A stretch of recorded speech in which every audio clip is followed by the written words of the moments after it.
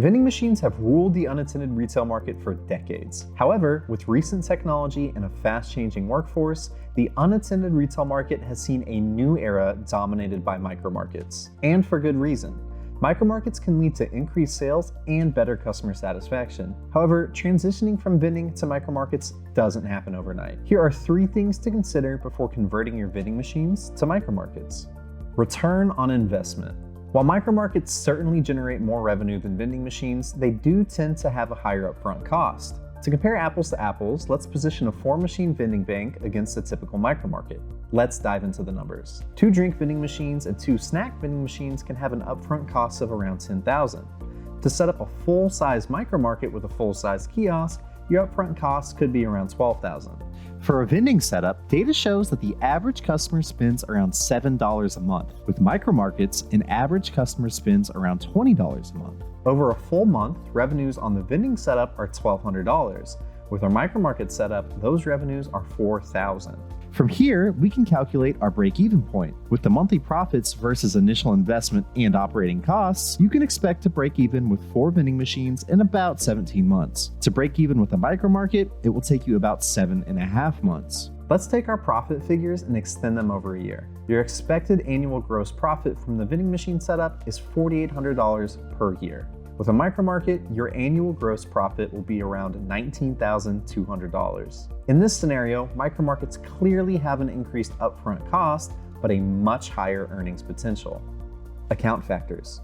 Vending machines are locked and secure, whereas micromarkets are an open, honor system-based setup. Therefore, micromarkets often don't work in public locations. Instead, you'll have to put them in secure environments with little in and out traffic, like manufacturing facilities or offices. Another consideration when placing a micromarket is the size of your account. How many employees does the account have? Ideally, the best micromarkets are in locations of 250 plus people, but they can work in areas with as few as 75. Plus, you'll need a larger space and an internet connection when placing a micromarket. So before you jump into micromarkets or convert a vending setup to a micromarket setup, make sure you have the right location first. Logistics. When examining vending machines, routine service is relatively straightforward.